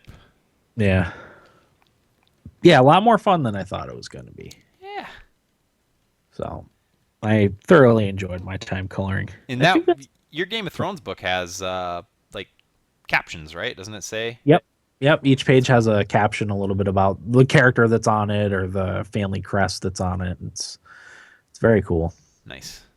Hmm. Yeah, I think that's everything. You want to take a quick break? Sure. Come back with what we played? Yeah. All right, yeah, we'll take a quick break and be back in just a moment. Yeah, I really got to pee. Yeah, I need a drink. I drank a lot of coffee, so those in the chat, we'll be right back. Just a moment. I don't have that much for what I played, so. No, me neither.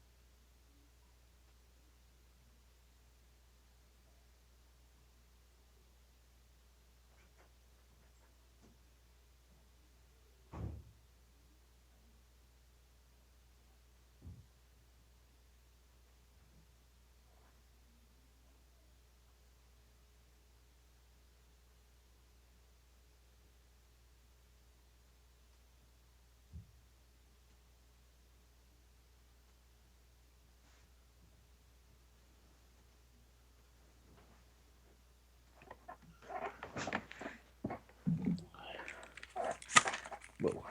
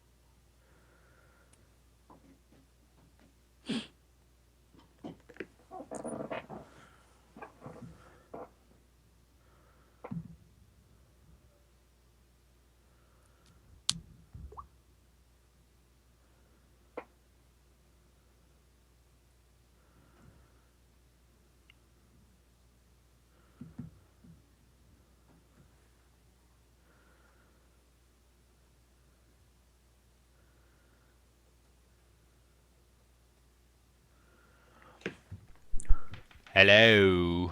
Hello. Hello, hello.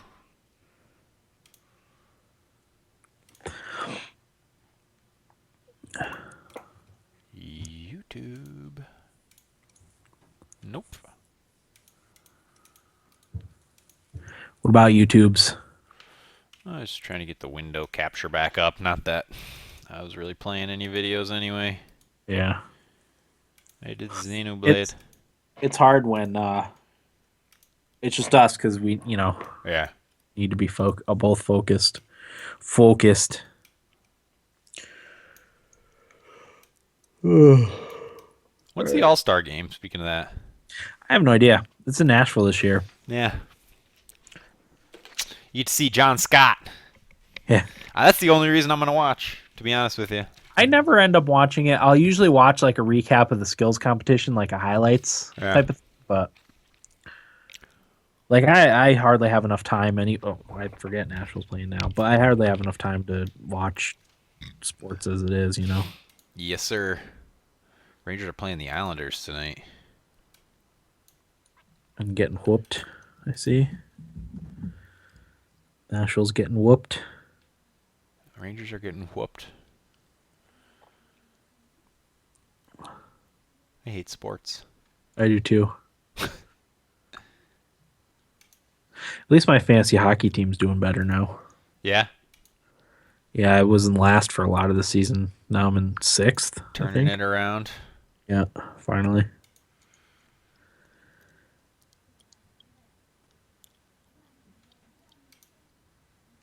Oh, I did play something new.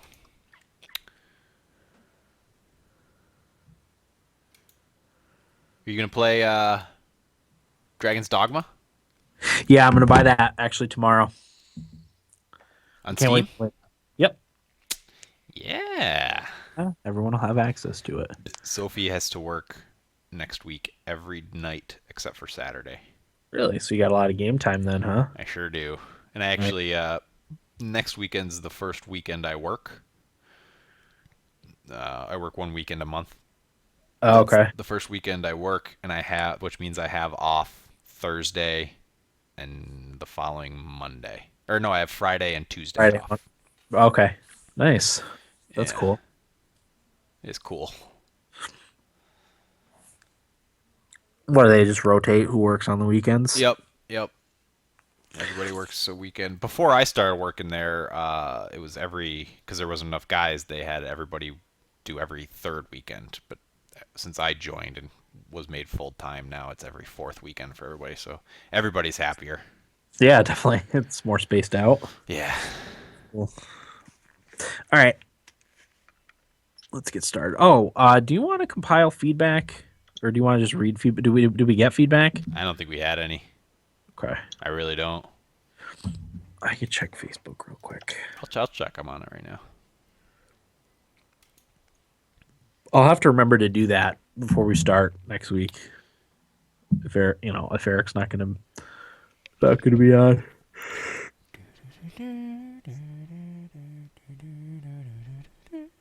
Oh man. Ooh, I don't see anything. Nothing. No.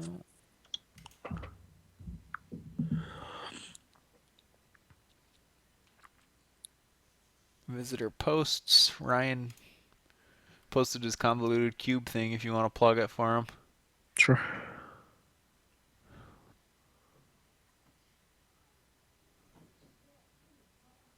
Yeah, he wasn't very specific.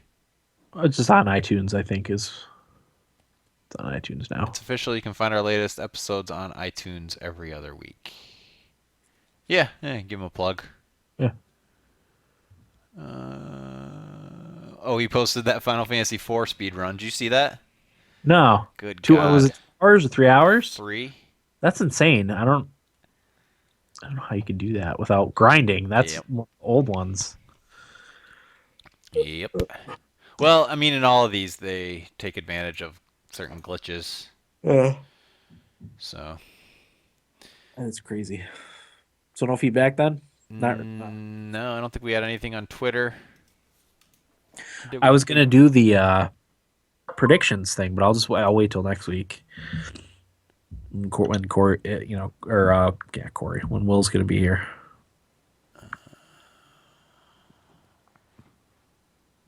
Blackhawks fans, Predators tickets. Yeah, that's nothing new, right? No, that's normal. No.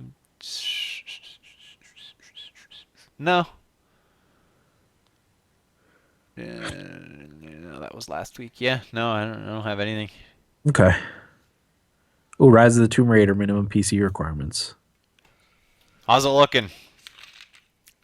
Pretty low, actually. Windows 7, Core i3, or AMD equivalent, 6 gigabytes of RAM, NVIDIA GTX 650, or HD Radeon, AMD Radeon HD 7770. What do I have? 7950. I gotta upgrade that, don't I? Yeah.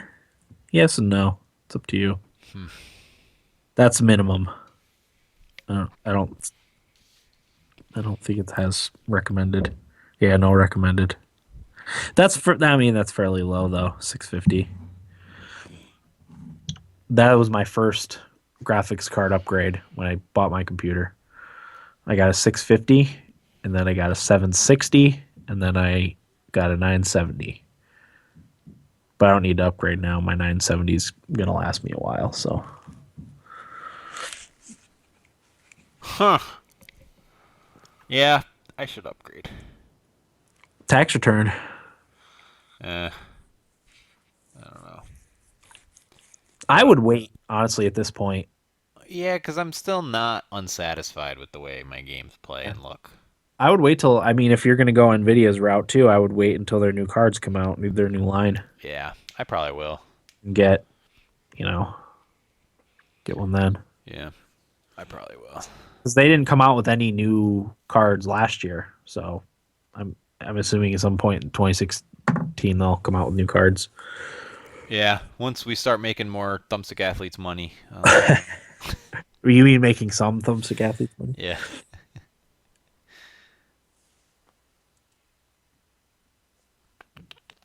All right, I'm ready. We don't really have anything to talk about, though, do we? I just have a couple of small things. Okay, I got a question of the week, too. Okay. All right, here we go. 5, 4, 3, 2, 1. Welcome back, everybody. Episode 234 of the Thumbstick Athletes podcast. We are now in what we played. Corey, I'll let you go first. What'd you play? Well, I forgot to mention at the top of the episode that I played Donkey Kong Country Freeze. Oh, for Wii U. For Wii U, yeah. I keep forgetting to cancel my GameFly subscription. But it's one of those things where I forget, and then I'm like, oh, I'll just remember at the end of the next billing cycle, and then I forget. Right. And even if I set reminders on my phone. It's one of those things where I look at it and be like, oh yeah, I got to remember to do that tonight. Yeah, and forget. But yeah, that's how I ended up getting Donkey Kong Country Freeze. I made my girlfriend play with me. Played the first level, and she was over it. Oh, really? Well, we messed up at first. Somehow, I was Donkey Kong. She was second player, so she chose Dixie Kong. You can choose. Mm-hmm. And somehow she ended up on my back, and we thought that that's just how you did multiplayer. Oh. So the only thing she could do was spin her little Dixie hair to give us a little boost in our jump. So she thought that was it. She's like, this is stupid. This is boring. I'm not doing anything. And then we finally figured out she could jump off and play the same way I was playing, which is a little bit different from the older Donkey Kongs. It was just one person playing at a time. Yeah. Yeah. I don't know that any of them had co-op. Yeah. Anymore. Yeah, it kind of 64 one. Yeah, was there one for 64? Yeah, Donkey Kong 64. But yeah, that one the side-scrolling ones, I don't know if they had co-op or not. It's been a long time. It was fun. It kind of did the whole trine thing, like if there was collecting the KONG or whatever, if there was a letter somewhere that was kind of difficult to reach, it was made easier by using two people. Yeah. kind of thing. But is gameplay very similar overall to the older ones? The only thing that really impressed me was the way they do the barrel blasting, Uh-huh. because they take it into like a third dimension, and the camera swings around, and you're launching yourself through barrels, and it just looks really cool on a 20 years newer video game system from Right. Donkey Kong Country. I've heard that one's fairly difficult too, as far as platformers go. It gets pretty difficult towards the end of it. I could see that. It's just like I said, we just played the first level. There was nothing in that first level that made me say, I need to keep playing this. Right. Which, you kind of want to catch people in that first level. Even visually, like nothing stood out. I don't know. I still say Rayman. Oh yeah, I know. Superior platformer to a lot of the other ones. I'm with you. I've been saying that for years. Yeah, I didn't believe you until I played. What was it? Legends, Rayman Legends. Yeah, whichever one. Excellent. They're due for a Rayman, aren't they? I would love a new Rayman. I'm all in at Rayman. All in for Rayman at this point. I like the last one so much. Yeah, it was a really good game. I spent a lot of time playing that co-op. So Indeed. I think tonight we're going to be doing some Wii U co-op. What are you gonna play? Either Skylanders or Yoshi's Woolly World. Nice. Yeah, because we don't have Game of Thrones to play, or to watch rather. Yeah. Yep. So. All right, what else you play, Corey? I don't think anything, to be honest. Just a whole lot of Xenoblade. I think I did a little Rocket League and Hearthstone here and there, but Xenoblade and Donkey Kong Country Freeze. Okay. For me, I finished Tomb Raider. Hey, you beat it? Beat it. My first beaten game of the year. Thank you. Oh, really good. I suggest you play Tomb Raider, Corey. Play my version. It's a surprisingly good game. Okay. Looks really nice. The graphics hold up really well. It was 2013, so I guess it came out about 3 years ago. But yeah, I really, really like that. It makes me excited for Rise of the Tomb Raider. Because from what I hear, Rise of the Tomb Raider is quite a bit better even than Tomb Raider was. So yeah, you had played that before, right? You just never. Yeah, I played it when it first came out. No, I think I beat it when it first came out. So you just played through it again? Yeah, I like to revisit games. I mean, I wanted to play it because the Rise of the Tomb Raider was coming out, and I wanted to get back into because there's the storyline that continues from the first game into the second. Wanted to make myself a little more aware of the story stuff that happened in the first game because, I mean, it's 3 years ago now. Like I said, that I played the reboot. What's the runtime on that? I believe it took me about 12 hours. Oh. Maybe 13. And that's with collecting a lot of the side stuff. There's a lot of collectibles and stuff that you can go after. That I got a lot of it, not all of it, but gotcha. It's not necessary. It gives you experience bonuses and upgrades to your weapons and stuff. But yeah, you should play it, Corey. It's quite good. I'll give it a couple hours at least. Yeah. And then the other thing I played a lot of this week was Mountain Blade Warband. I saw you were playing that again. Game of Thrones mod for Mountain Blade Warband. Yeah, it's quite good. I think the thing I like about it is the game kind of goes on its own. It drops you off. It starts after a certain character dies. I'm not gonna say who, because it's kind of a spoiler, even though it's a first season spoiler. But yeah, the game takes its own path after that, which is really interesting. Because in my game, the way the events happened is Renly Baratheon ended up sieging and taking over King's Landing, and he killed Joffrey and Cersei. And Tywin ended up leaving and naming himself King of the Westerlands, and started a rebellion against Westeros. So, wow, yeah, it's quite interesting. That's pretty cool. Yeah, I ended up joining the North, and we've been warring with the Iron Islands. So I've been fighting a lot with. I actually ended up in a couple battles against Balon Greyjoy, and actually have him captured now, and he's one of my prisoners. Huh. He's the king, quote unquote, of the Iron Islands. So yeah, I've been loving that. I think I put about 20 hours into the game of 25 hours into the Game of Thrones mod for Mount and Blade Warband. It's really well done. Did you ever try there's a Crusader Kings 2 mod for Game of No. Thrones, right? I watched quite a bit of YouTube videos about it. I will try that at some point because I'm really into the Game of Thrones thing, having just rewatched it, and I'm kind of listening to the audiobooks. I'm going to try to read the other books, hopefully before the next season starts. I don't know if that's going to happen, but I want to play the Telltale Game of Thrones game, and then there was an RPG that came out not that long ago that didn't review all that well, but everyone that's played it seems to say, like, other than a handful of systems that didn't work really well, it's worth playing. So I want to play that one too. Because when I get invested into something, I get really invested into something, you know? Mm-hmm. Get hardcore into it. But yeah, Mount and Blade's it's a average game. It's very, very janky. Like I was sieging a castle, and the enemy troops kept getting stuck in the walls, and there was no, like, in order to win the battle, you have to kill off all the enemy's troops, and I couldn't, so I had to retreat from the battle and start over again, and I had to keep doing that until those soldiers finally all died off. They would spawn outside the wall when I redid the battle, but it's a neat game. Are they working on another Mount and Blade? Because there's a handful of them, right? There's Mount and Blade, there's Mount and Blade Warband, there's Mount and Blade Fire and Sword, which is a more historical based one. And then there's Mount and Blade Napoleonic Wars, which is an online one. Yeah, they're working on Mount and Blade Bannerlord right now, which is the newest one, which I haven't heard anything about, but I would anticipate it's supposed to come out this year. Not sure. But yeah, they're fun games. They're janky. Janky's all get out, but it's a cool game. And I've also been playing Lara Croft Go. I actually kind of like that. It's a good toilet game.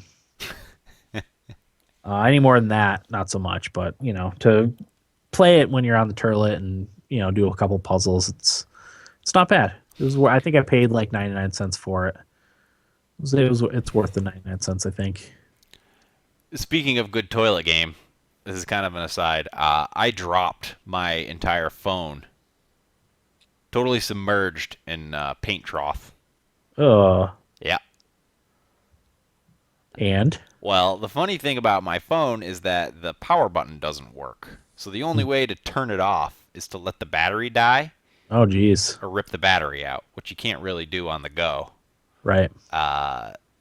So I just wiped it off and hoped for the best, because it was at like 70% battery. It was going to be a while before the battery died, so I couldn't turn it off or anything. Fortunately, I had my case on it, but my case is one of those cases that also holds my credit cards and ID. So those were stuck together with paint. The case was covered in paint. The entire phone, the front of it was covered in paint. The only part that stuck out of the paint a little bit was the bottom part where the charging port is and the speaker. That's probably could have done some damage. It could have gotten in there. So yeah, that was good. However, I think a little bit of paint did seep through the screen and underneath, because there's a little discoloration in the top corner. Yeah. So one of my phones, when we worked on the golf course, had sand floating around in the screen. There's a blob of sand, and it would move around. I don't know how. It was in my Motorola Razr back in. That was kind of annoying. Well, it made me think of that. This is my iPhone 5 that I did that with. I had the 6, but I dropped that in the toilet and ruined it. But what I did was I got on Amazon and bought myself one of the iPhone repair kits. Comes with all the little screwdrivers and suction cups and clips and everything you need to easily get in and out of your phone and clean it and everything. So I'm going to try and do that with my 5, just to see if I can get that discoloration to go away and get out whatever paint that's in there. But I'm also going to go back to my 6 and see if I can cure the water damage. Oh, that's a good idea. Yeah. Why not give it a shot, Well, they said that the battery terminals can just be corroded a little bit, and that's enough to short it out. Okay. It could just need a replacement battery. It all depends, We'll see. Yeah, which at this point you could probably buy off of Amazon for not too much. Yeah, yeah. It'd be nice to get that one going again, because this 5, God bless it, doesn't owe me anything, but it's like I said, the volume buttons don't work, the power button doesn't work, the screen is actually coming off the phone.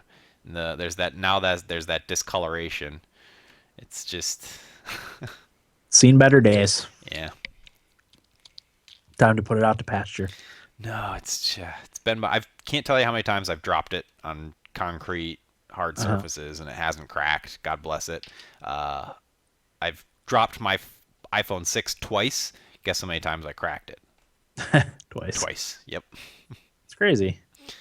And yeah, I mean, you got a good case for it and everything too, right? Well, when my 6, I didn't have a case on it, so. Oh, gotcha. But I didn't have a case on my 5 and dropped it a bunch of times and never had an issue. So, I don't know. Okay. Anything else? Nah. You said we didn't have any feedback? Not that I saw. If you did send us something and we missed it, please remind us and we'll hit it next week for sure. Yeah.